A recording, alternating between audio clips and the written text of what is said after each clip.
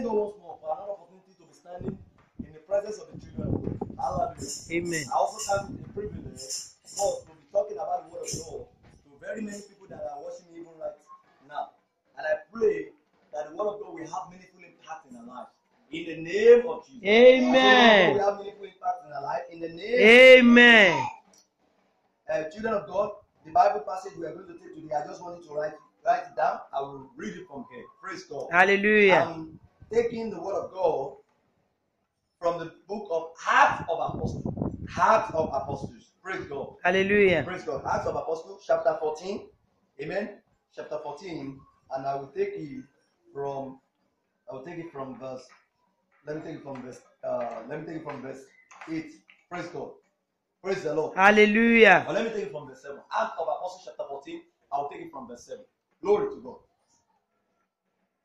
And there they preached the gospel. Verse 8.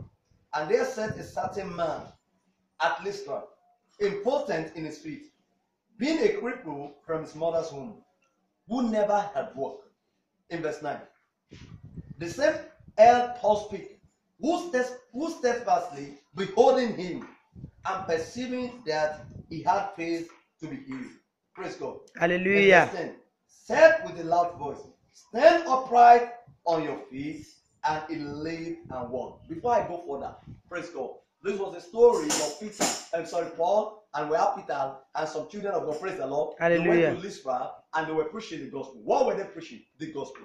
They were not preaching any other thing. Praise the Lord. Maybe very quickly I should tell us, what is the meaning of gospel? The meaning of gospel is good tidings about the cross of Calvary. The meaning of gospel is good tidings or good news about how Jesus Christ died for all sinners who believe in him, and how he rose up for their justification. Praise the Lord. Hallelujah. The gospel means things that pertain to the kingdom of God. Therefore, in other words, anything that doesn't pertain to the kingdom of God, anything that does not glorify God, anything that cannot bring about people about the kingdom of God to increase in numbers, or to increase the glory or testimonies about God Almighty, is not about the gospel.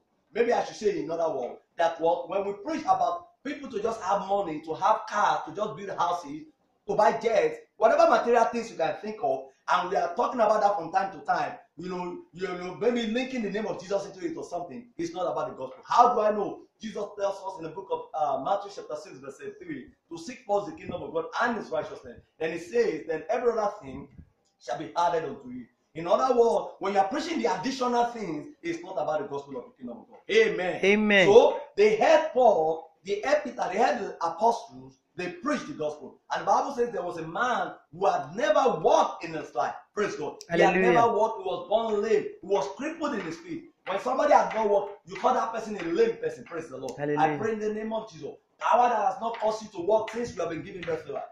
Whosoever is watching me right now, and I pray whosoever is listening to my voice right now, power that has caused you to be lame, to be crippled till this time, heaven will silence them in Jesus. Amen. And heaven will set you free in Jesus. Amen. The Bible said this crippled man, he was beholding Paul, he was beholding them. He had faith to be healed. Praise the Lord. Hallelujah. He had faith to be healed. In other words, praise the Lord, you must have faith for you to receive healing. Faith in who? Not in the preacher. Faith in the person being preached. Who is the person being preached? Jesus Christ. And that's why we must be very careful. Who are we really preaching about? Praise God. And the Bible says he had faith to be healed, and when they perceived, then they told him, rise up on your feet and walk. Rise up on your feet and walk. If you are lame this morning, you are watching me. I don't know. I don't care how long it has been. But I care about the power in the name of Jesus. I care about the name that is greater than every other name, which is the name of the Lord Jesus Christ. And I command in that same name of Jesus Christ of Nazareth, that you rise and walk in Jesus. Amen. Amen. Rise and walk in the name. Amen. Some of us may not be lame physically. We may be lame spiritually. In other words, we cannot move spiritually. We are confined. We are restricted to a place spiritually. A lot of people cannot progress in the spiritual things. Praise the Lord. And because of that, they will be in the sport for a long time. And that's why you see a lot of Christians. That's why you see a lot of Christians that they will just be in the sport for a long time. Praise God. Hallelujah. Every power that is not making you to move spiritually, power that is not making you to progress in any aspect, heaven will silence them. Amen. You are set free in the name. Amen. You are set free in the name of God. Amen. The Bible tells us in the same Acts of Apostles chapter I'm reading from verse 11. I'm going back 11. We started from verse 7. And it says, and when the people saw what Paul had done, when the people saw what Paul had done, those are the people that saw what Paul had done. They did not see what Christ did through him. I will get somewhere shortly.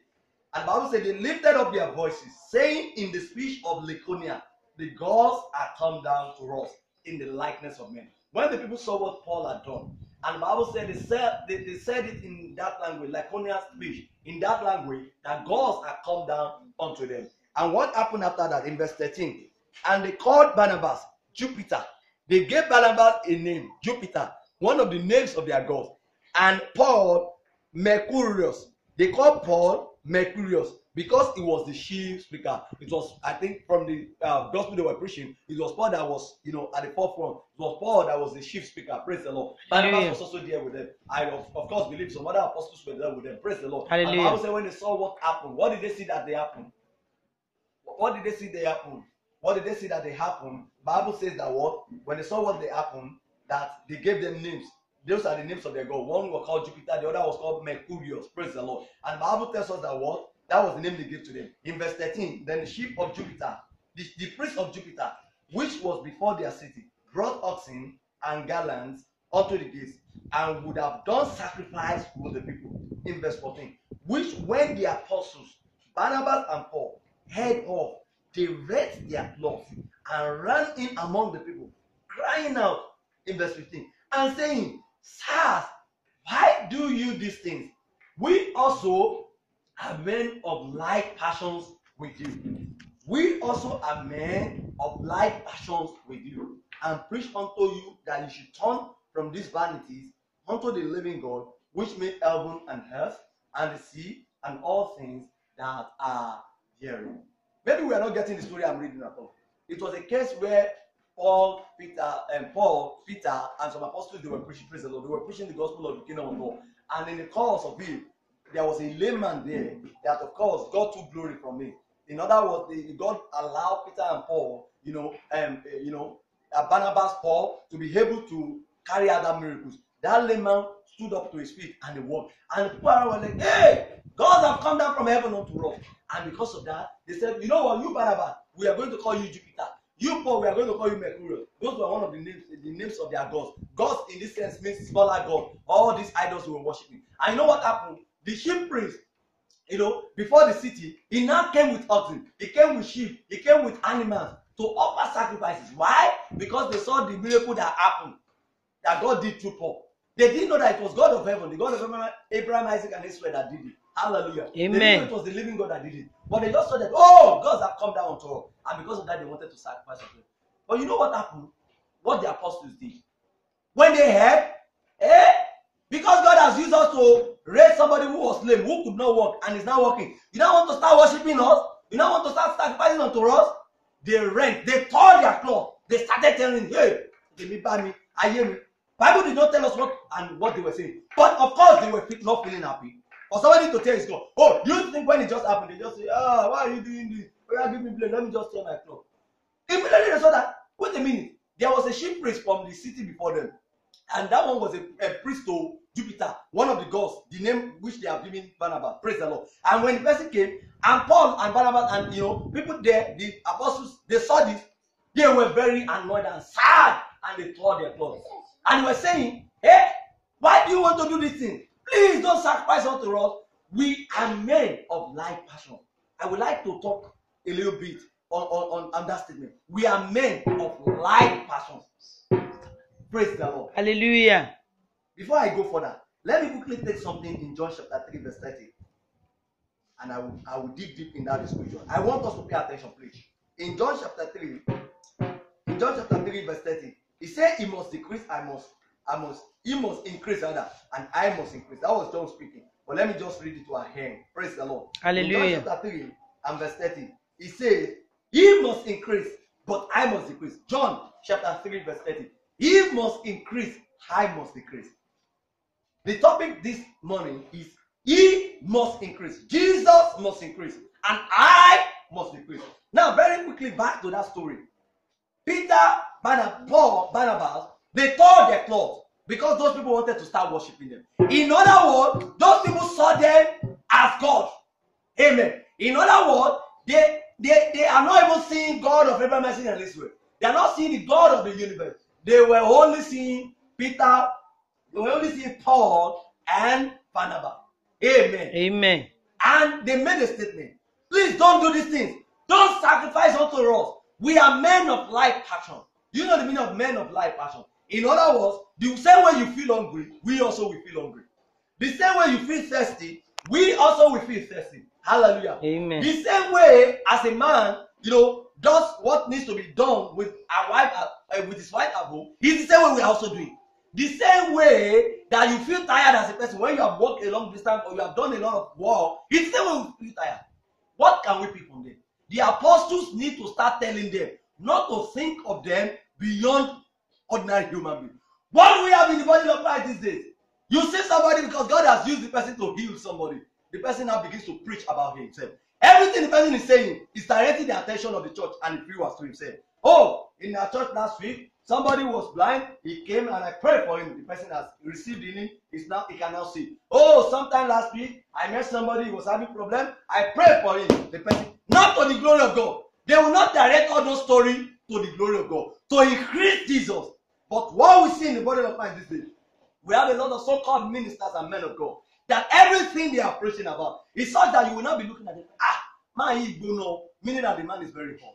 Hallelujah. Amen. So the people can no longer even see Jesus again. Some ministers, they have become so big, assuming Jesus Christ is this work law. Amen. Assuming, I want to illustrate something. Assuming Jesus Christ is this work law. I think we can see it there. Can we see it? But some men of God have grown so big that they are bigger. They have covered Jesus Christ. Nobody's seeing Jesus. A lot of Christians are no longer seeing Jesus. They are seeing the Jew. They are seeing the pastor. They are seeing the deacon. They are seeing the prophet. They don't see Jesus. And that is why you will be shocked to meet a so-called Christian. They will say, you know what Bible says of this? No, my pastor says it's my pastor. It's not my God. Amen. Amen. In other words, the pastor has replaced the God. What happened in the story I read in Acts of Apostles chapter 14 was that those people wanted to turn Paul and Barnabas to God. And they said, like fire, please don't do that. We are men like you. There's no difference. The only thing we have come to do here is that stop all these vanities. Stop worshiping idols. Stop, believe in the name of Jesus Christ. Stop pursuing righteousness by work and pursue righteousness by faith in the Lord Jesus. Hallelujah. Amen. Anytime you see a preacher and everything he's saying is such that is to give you an impression that he is very powerful, to give you an impression that he's mighty, is at that time decreasing Jesus. He's decreasing Jesus. Anytime, whatever we are preaching as men of God, as servants of God, is about ourselves. It's something that people will begin to say, this man is very awful. I hear men of God saying, I just came down from mountain, I fasted for 100 days and something like that. Congratulations. So what has that taught me? Praise the Lord. I remember somewhere I've worked before, and we were discussing all of these things. And then one of my colleagues said, I think we are discussing about how to take rest, appropriate rest, so that somebody does not fall sick and the likes. And I maintain the fact that God rested on the 7th day. The reason being is not because God is weak or needed rest, to be honest, but God wanted it to be a principle so that we could follow it. And that was what I said. I know what in the course of the discussion, that my colleague then, the former colleague then said, you know what, our GO, do you know how long he sleeps in a day? He sleeps only 3 hours. And I said, congratulations. So what should happen? Okay, I should start sleeping for 3 hours. Praise the Lord. Hallelujah. Oh, okay, sleep 3 hours. That's why miracles. That's why he's able to do miracles. Don't worry. If it's that one, me, I don't want to do that kind of miracle. Jesus Christ that has called us into the ministry is able to do the miracle. Remember in the book of Acts chapter 3, the Bible says when Peter and John, they were going into the temple, at the hour of prayer, they saw a man that was also lame at that time. And the Bible says that why the man was looking on them to get some harm, to get some money from them, like his usual character. And the Bible says, look on us, silver and gold we don't have, but such as we have, we are going to give unto you. In the name of Jesus Christ of Nazareth, rise and walk. Jesus Christ, the owner of the church, is able to make any situation to be better. Jesus Christ, the owner of the church, is able to raise the dead to life. Jesus Christ, the owner of the church, is able to make the deaf to hear. Jesus Christ, the owner of the church, is able to make the poor to become rich. Jesus Christ, the owner of the church, is able to save a sinner friend, a soul that is heading towards destruction. Praise the Lord. Hallelujah. If Jesus could not do it, nobody can do it. Anytime we come to the pulpit, we preach about the kingdom. And what we are saying is that people are now seeing us. They are not seeing Jesus. It is a problem. And I can tell you a major tragedy that has befallen the body of Christ this day, amongst others, is that a lot of people are not seeing Jesus Christ. The preachers have become so big They have advertised themselves that people they are seeing them. Praise the Lord. When you begin to hear preachers like, I will take you to the kingdom of God, then why do you need Jesus again? When somebody is promising to take you to the kingdom of God, do I need Jesus Christ again? Praise God. And that is why we should be careful of what we hear from the people. And that's why what we teach, particularly in this ministry, is to teach you to know the Bible yourself, so that you can take the Bible. When you know the Bible, you come upon there and say, hey, Brother Wale, please stop that. What you are saying is not correct. We have to go to your Bible. That's what I want you to get to them. I pray I will not preach heresy in Jesus. Amen. I pray I will not preach heresy. Amen. I'm not teaching.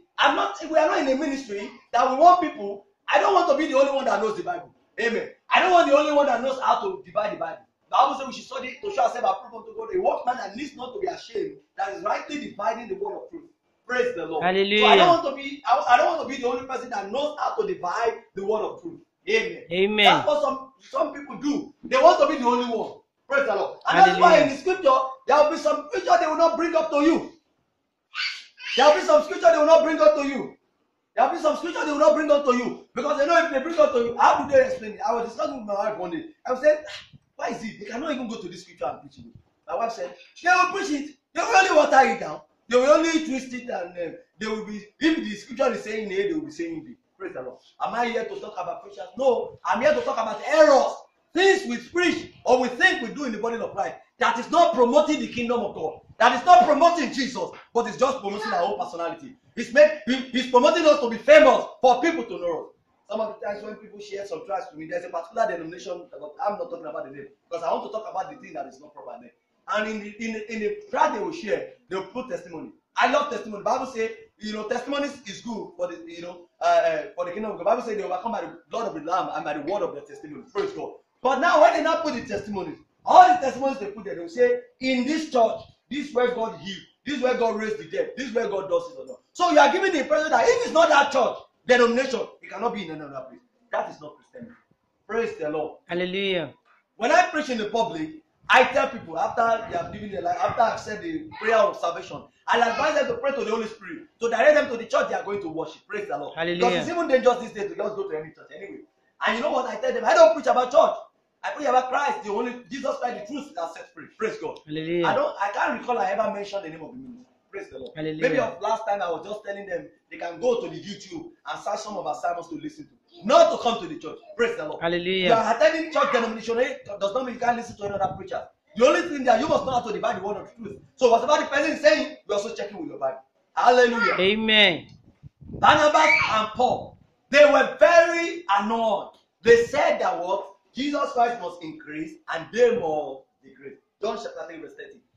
John the Baptist, he said that when the Pharisees came unto him, that who are you? Why are you baptizing? Are you Jeremiah?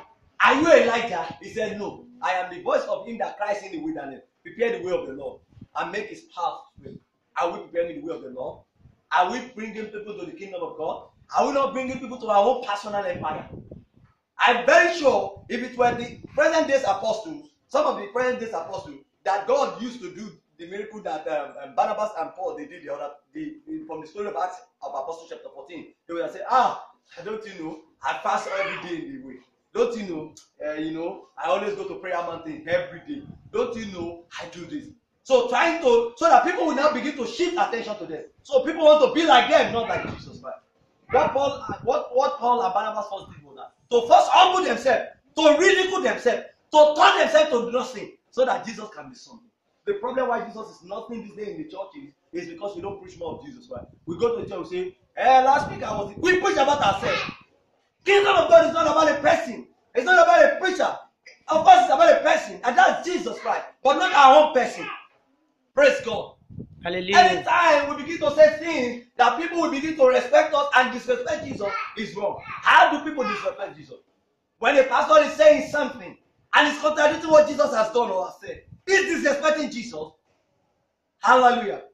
Church started with Jesus Christ. On this one, I'll build my church. Gate of hell will not prevail. Matthew 6, verse 18. Matthew chapter 16, verse 18. Praise the Lord. So what are we? Who are we? Barnabas and Paul, they told those people, we are men of like passions. We also feel hungry the same way you feel hungry. We sleep the way you sleep. If you bring anything pin and put it on my skin, I will feel pain. I'm not a special person. When I'm only special just because I have Jesus. And that's why we have also come to preach to you. You too leave all these vanities and come unto Jesus Christ. Praise the Lord. They tore their cloth. Do we see men? Do we see servants of God this day that people want to be worshiping and say, please don't worship me. I'm just a mere human being. In fact, these days I see people, they put pictures of different ministers on their wall, on their doors. Hallelujah. They put it there. And sometimes I ask myself, what is the meaning of this? I've seen the Papa there, I've seen the Jew there, I've seen the preacher there, I've seen the father of the church there. So, what is the message we are sending? No message. How can I put a sticker and just put the picture of a man there? Well, it's not a sin, don't get me wrong. But as a Christian, what message? Oh, people begin to see the man. Amen.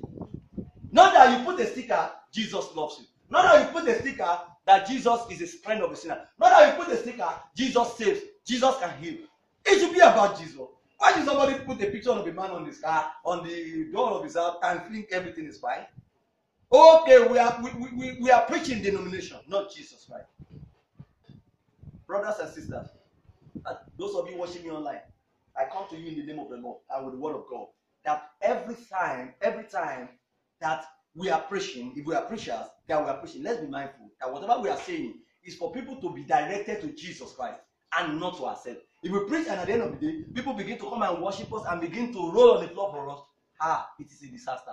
That was the disaster that Barnabas and Paul prevented in the Acts of Apostles chapter 14 from verse 7. You can go and read it very well. Praise the Lord. Like I've read it here. Praise God. And they said, please don't worship us. We are men like you. We are not special. Bible tells us in the book of James chapter 5 verse 16 that Elijah was a man subject to like passion. And he prayed that it should not rain, it didn't rain. And he prayed later that it should rain, it rained.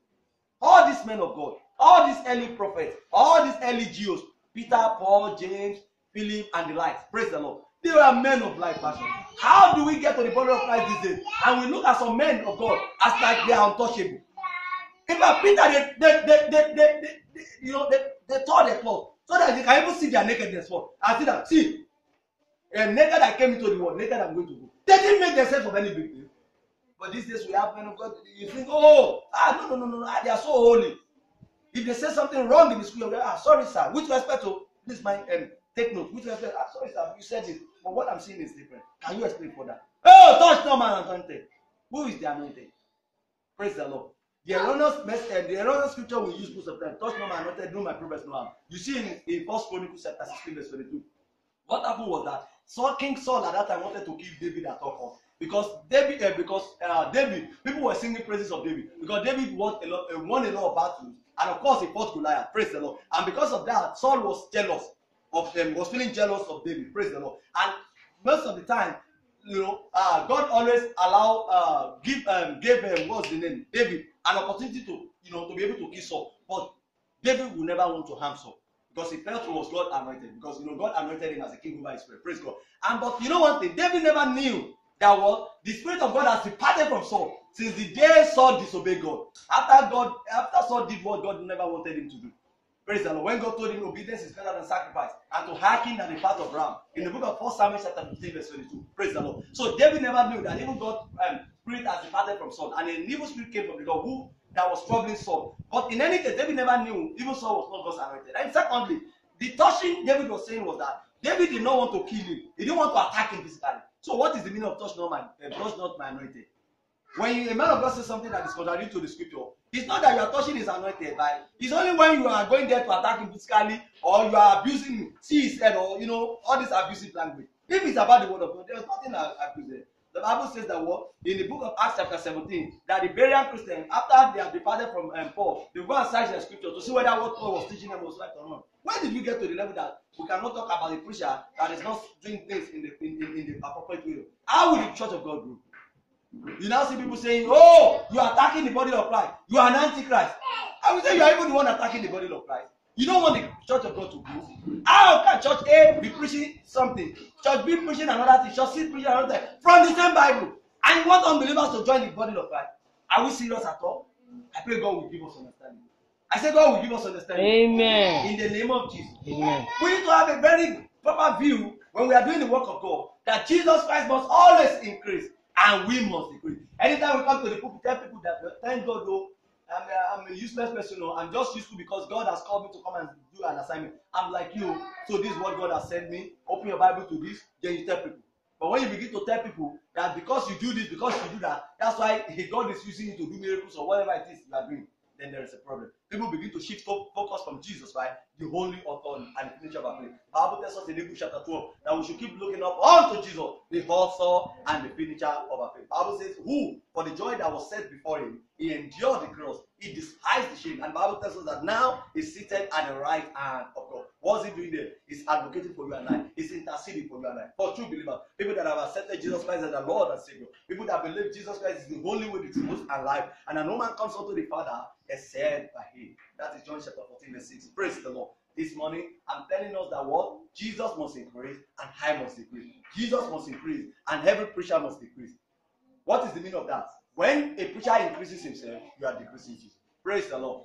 Maybe I should quickly introduce more mathematics. By the time we have 100%, and there are two people that to share from that 100%, and somebody takes 50, what is available for the other person? 50. Now, if I got 100% glory, somebody has taken 80. What will remain for the other person? 20%. So when a preacher comes, out of the 100% glory, he has taken 95% of the glory. How many percent is left for Jesus or God to take? Only 5%. So anytime we are increasing ourselves as preacher, we are decreasing Jesus Christ. May we not decrease Jesus in Jesus' name. I pray, may we always be decreasing for Jesus to increase. When we are decreasing for Jesus to increase, it means we are doing the will. Jesus must always increase, and we must decrease. I pray in the name of Jesus.